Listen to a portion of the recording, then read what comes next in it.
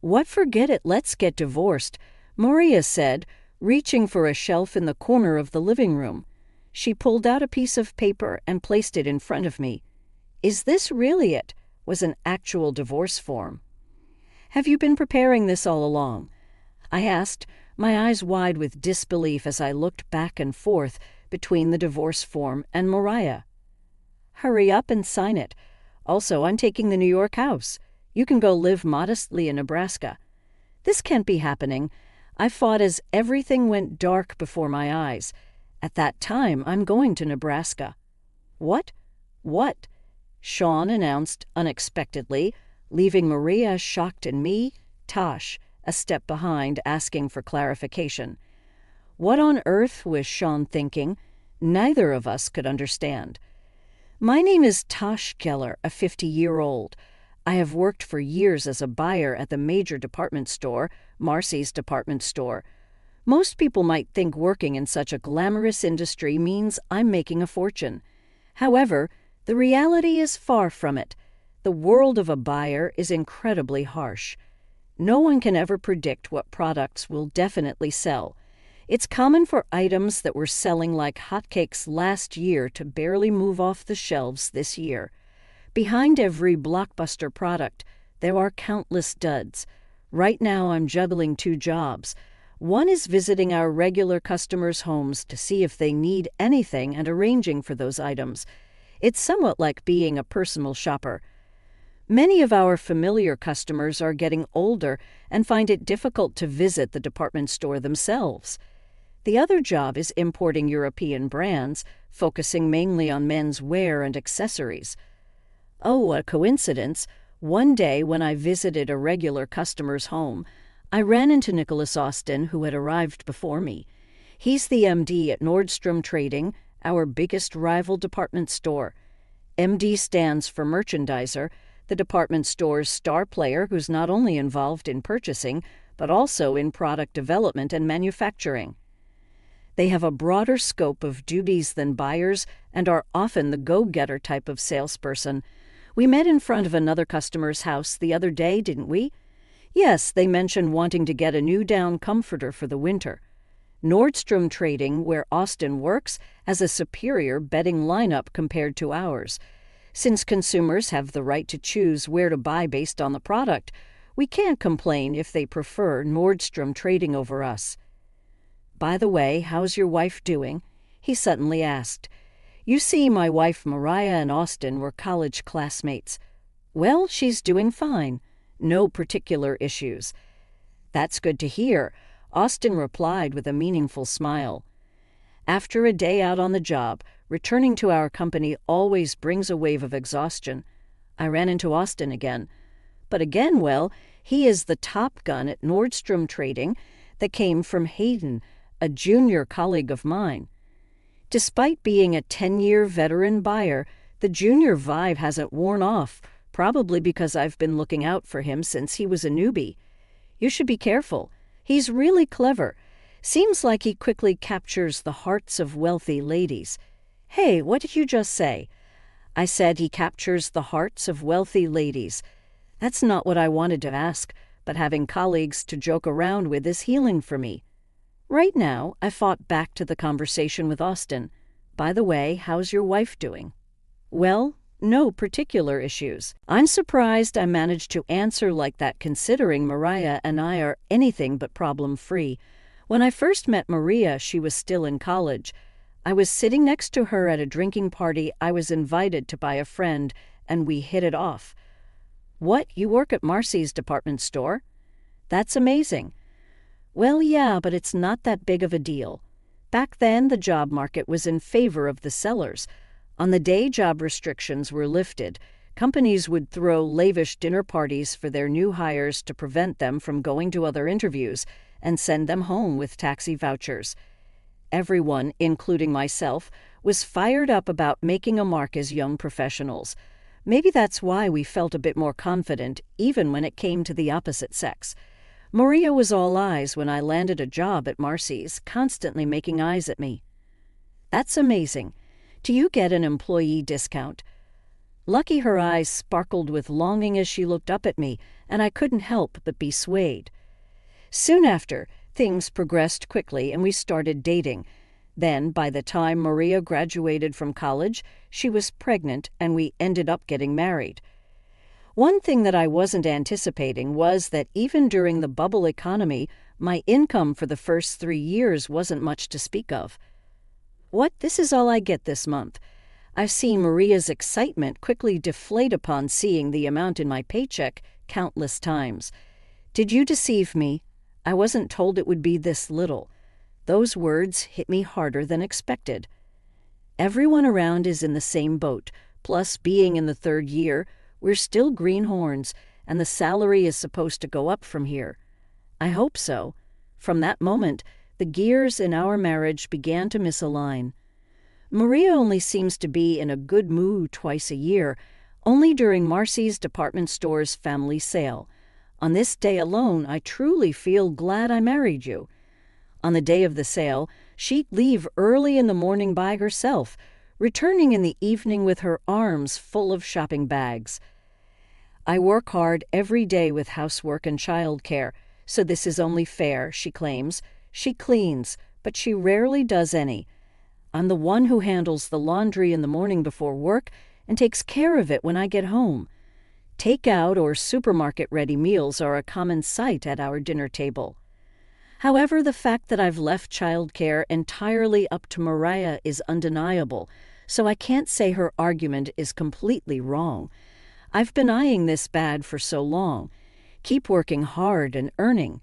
As a result, my Christmas bonus vanishes in an instant every year. It's likely this year will be no different. "But Williams, you're going to be transferred here starting next month." I was mentally prepared for a personnel transfer around this time, but when it was actually proposed to me, I couldn't help but feel apprehensive. The reason I was reluctant about the transfer order was Nebraska. I quickly pulled up a map in my mind. It's a place you definitely can't commute to from my home in New York. Do you understand why I'm saying this? Yes. Facing this transfer, which could be seen as a demotion, I wasn't in a position to complain. The Italian brand purchases keep failing. Is it due to marketing, or maybe your instincts have dulled with age? That hit a sore spot. Being a buyer requires not only meticulous market research, but also, above all, a good sense of style. Trends change rapidly every day. If you don't keep up, you won't produce results in this tough world. However, I've heard rumors that the store in Nebraska might eventually close. When I said that, my boss answered in a hesitant tone, "Well, rumors are just rumors. Nothing's been decided yet." "Is that so?" Neither of us said anything more. Bridging home with my shoulders slumped, I was trying to figure out the right timing to tell Maria. Looking at the dinner table, the same ready meals from the day before yesterday were laid out. I sighed. "What?" Caught a complaint. "No, it's not that." Mariah frowned. Now was the only chance to say it. "I've been assigned to work at the store in Nebraska starting next month. And even if we source them, how are we going to sell them?" The branch manager inquired. "First off, will the American market even accept them?" He added, voicing his concern. "We'll ask an ID company to create a dedicated platform exclusively for our city branch. Sales staff will access it anytime using tablets on the floor." "Outsourcing is the best option. Such an elaborate system isn't easy to build," I admitted. Intrigued with this momentum, the manager leaned in. "We decided to go all in. We'll not just cater to American customers, but primarily to foreigners. If you spot a foreigner pondering over products in the store, it's a good strategy to quickly show them the tablet," I explained. "So it's about turning there. I wish I could find this here into reality," I continued. By doing this repeatedly, the sales staff can develop a sense for what appeals to aliens, I added. "Exactly," I nodded vigorously. The title of buyer isn't necessary anymore. Each salesperson will naturally acquire the skill and play their part. We'll offer desired products until they're accustomed. Then we'll anticipate trends and restock quickly. We'll also collaborate with a market research app, I concluded. However, the branch manager pondered for a moment. likely calculating the cost of system development in his head. Seeing the manager's worried expression, I pleaded, "My son works at an ID venture company. This is also his proposal, and it's within the realm of possibility. Why not give it a trial run?" Encouraged by his enthusiasm, the faces of the surrounding employees brightened up in no time. Thus, a trial store-involved import business project was launched. Sean, the proposer, quickly liaised with the superiors and stakeholders, and the contract was successfully established. And just like that, 3 months flew by. Let's move on to the final phase. Here is the home screen as per the specifications we discussed in the conference room. I announced. At the back of the Omaha branch, Mr. M's face appeared on the projector screen via video call. Naturally, I'd see him once I got home, which made me feel a bit embarrassed. After all, I never see this assertive side of him at home. I chuckled. "Mr. Williams, are you listening?" Mr. M's voice snapped me back to attention. "Oh, yes, of course," I replied. The employees around us watched our interaction and laughed. I couldn't help but laugh along as the project began to take off, and nearly a year had passed. The high-ups decided to call off the closure of the branch. The import business was a huge success. I didn't lose my job. In fact, this term, including my bonus, my monthly income exceeded $80,000. Sean and I were so surprised by this amount that we ended up doing a little dance at home while looking at the paycheck. "Sean, thank you so much. It's all because of you," I said gratefully. "Well, yay, it's all thanks to me," Sean replied with a grin. His lack of modesty was actually quite refreshing. Just as the two of us were celebrating with a beer shower in the yard, a familiar voice echoed at the front gate. "Chun, are you there?" Hearing that voice, Sean and I exchanged glances. "Maria, what's going on? You surprised me. It's been 2 years since the divorce. I haven't seen Mariah even once since then." Opposite to my happiness, just seeing her face shown next to me casts a suspicious look and says, "What are you doing here?" No need to talk like that, even after finally seeing their mom for the first time in a while. They don't seem happy at all. "Let's at least go inside," I suggested, but Sean quickly stopped me. "There's no need for that. Just go home." "I know you've been deceiving Dad all this time," he accused. "What are you talking about? What do you mean?" I asked, bewildered. "Dad, this woman has been cheating on you with a college buddy, right? I saw them walking closely together, and she even brought him home, didn't she?" I always felt a weird vibe whenever I came back from work, Sean explained excitedly. "That can't be," I protested, feeling completely taken aback. But at that moment, a person crossed my mind. Could it be Austin? Maria and Austin were college buddies. That smug look on Austin's face when he asked how my wife was doing, deep down, something had always been bothering me. "The only mistake in my life was choosing you over Austin from Nordstrom Trading. If I had chosen him from the start, I could have been living the high life," Mariah exclaimed, stamping her feet. Both Sean and I were appalled by such childish behavior. "See, we've graduated college and we've paid off his fees. Our expenses should decrease now, leading to a more comfortable life." Enough already, Maria barricaded herself in the bedroom, burying her face in the bed and screaming like a child throwing a tantrum. "Please, let's just get divorced already." Was I that disliked? There's nothing I can do when begged to this extent. All right, I reluctantly signed the divorce form. The next issue is Sean, guardianship of a child. For divorced parents, it lasts until the child reaches the age of 18 years old, so it's up to Sean where and with whom to live. "Sean, are you really going to move to Nebraska with Dad? You could also move out and live on your own, you know. You have plenty of options. Don't rush into anything, okay? What's with that tone? It's like you don't want me to come with you." Honestly, part of me felt that way. The idea of living in the countryside with my 23-year-old son wasn't part of my future vision. Anyway, I got the okay from my boss. I wanted to move out and be independent, but moving to Nebraska and working remotely sounds pretty cool, too. Is this how Ginny thinks? Despite my worries, Sean was steadily preparing for the move. Mom's going to miss you, I muttered toward Sean's back, and he burst out laughing. Dad, are you serious? Haven't you noticed how upbeat Mom has been since you agreed to the divorce? Her interests have moved on to somewhere else. I was completely clueless.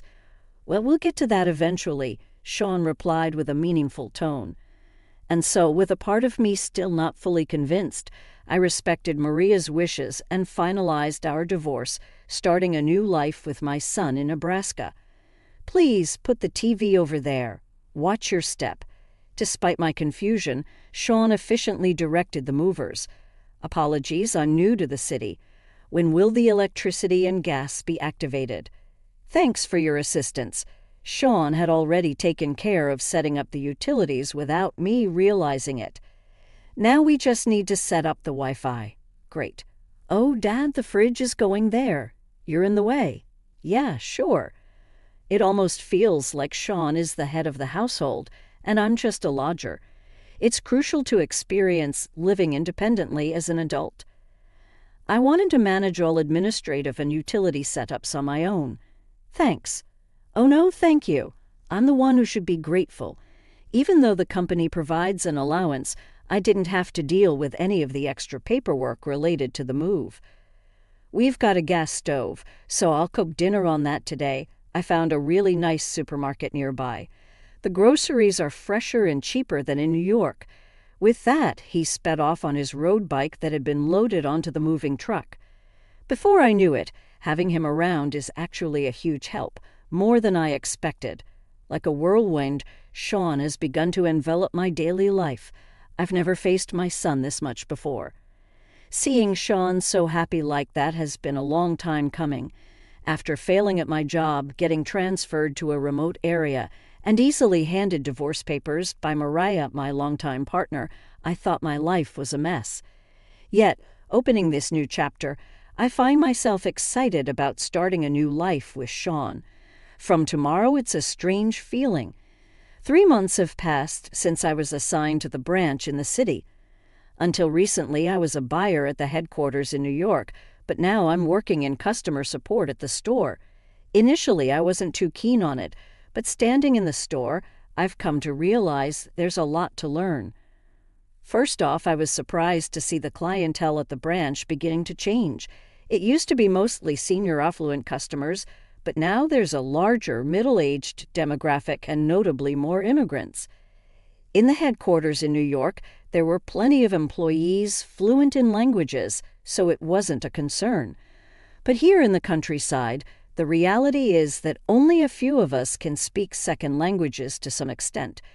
But why are so many aliens making the effort to come to a branch in such a rural area? When I casually asked Sean about it, he said, as if it were obvious, Dad, didn't you know?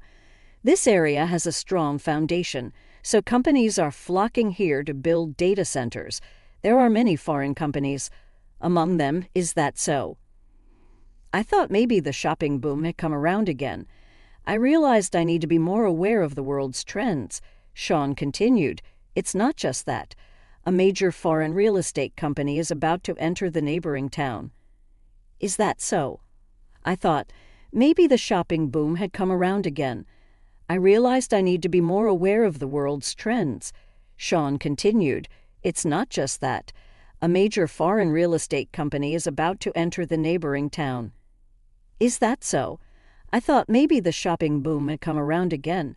I realized I need to be more aware of the world's trends. Sean continued, It's not just that. A major foreign real estate company is about to enter the neighboring town. I've always wondered how I would work in such a rural area. Moving forward, if there's such a bright future for the land itself, maybe I don't need to be so pessimistic. Hearing Sean's talk made me feel a bit more positive.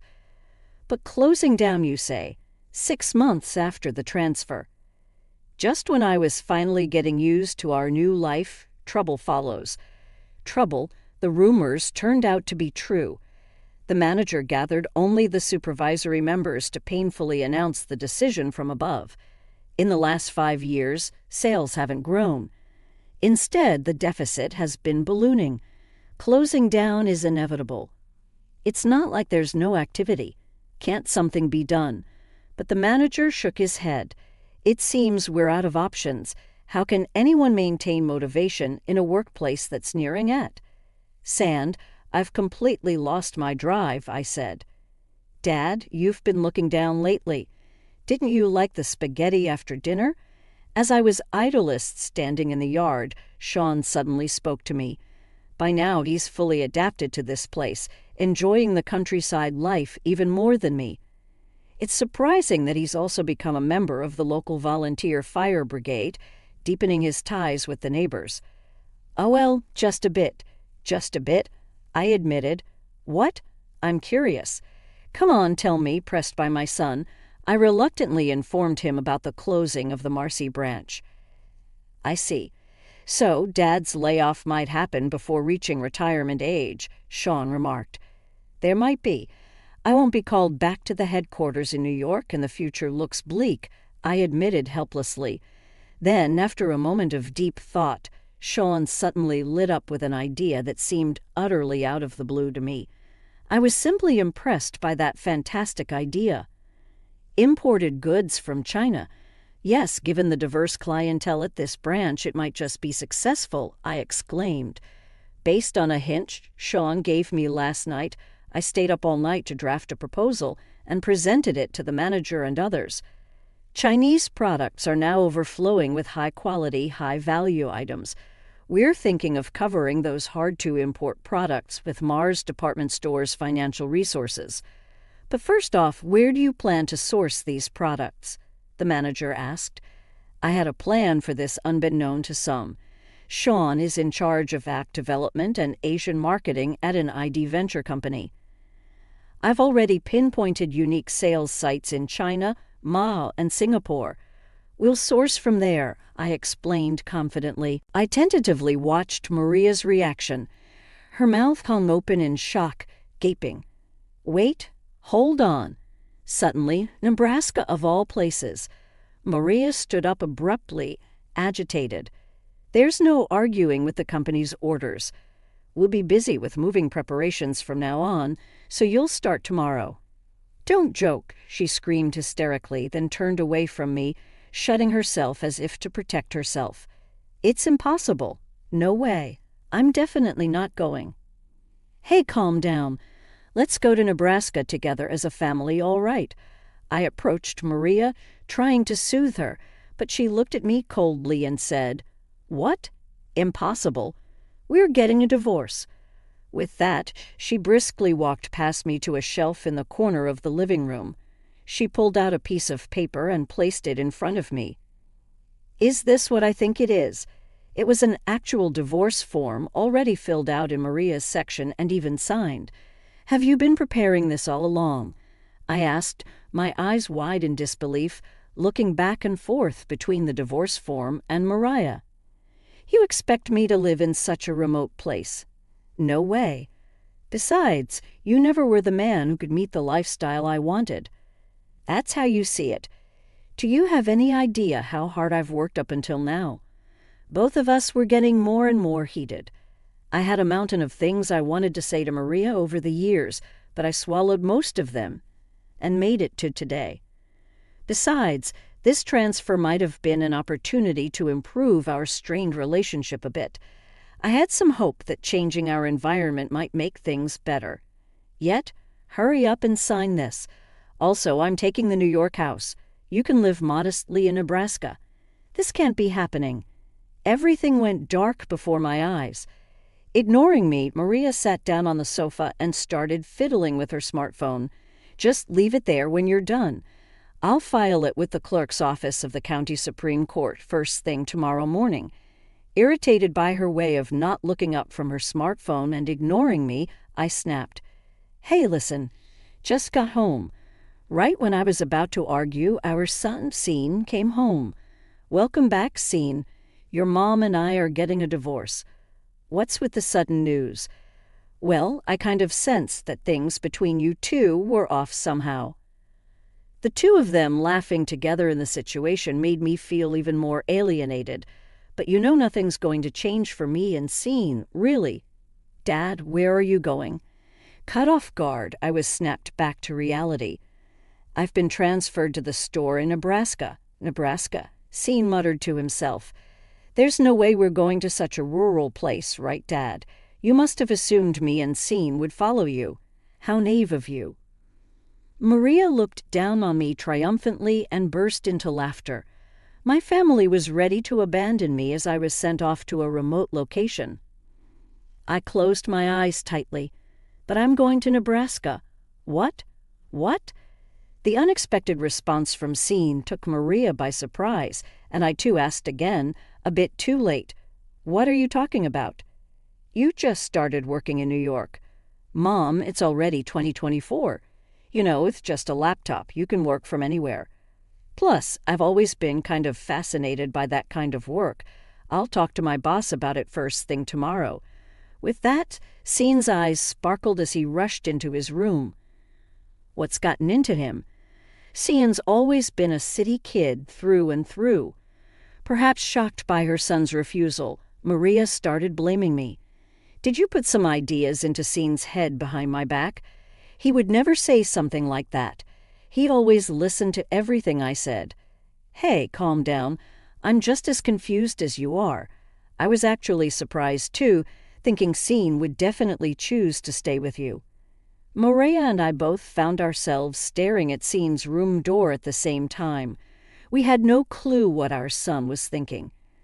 With my transfer to Nebraska looming, I'm currently faced with a pile of problems. First and foremost, the issue of divorce. How about we start with a separation and see how things go? No way. I don't want anything half-hearted. Please, let's just get divorced quickly. Our discussions were at a stalemate. For me, it wasn't that my love for Mariah had disappeared, but Mariah felt differently. Choosing you was a mistake from the beginning. I only married you because you worked at Marcy's department store. The only benefit I've received is the semi-annual family sale.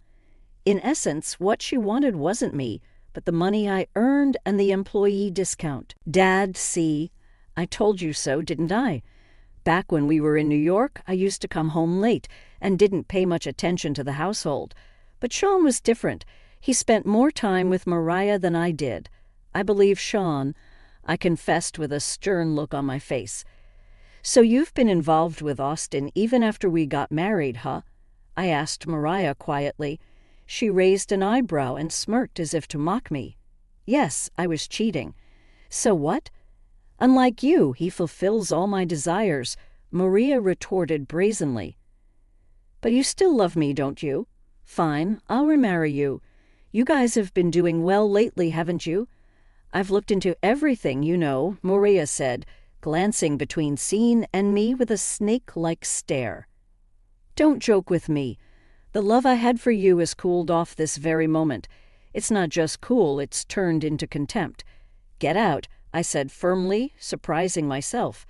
Trembling, Maria then turned to plead with Sean. Hey, Sean, won't you help your mom? Recently, even Austin has started running out of money. Let's ignore your dad like before and live happily together, shall we?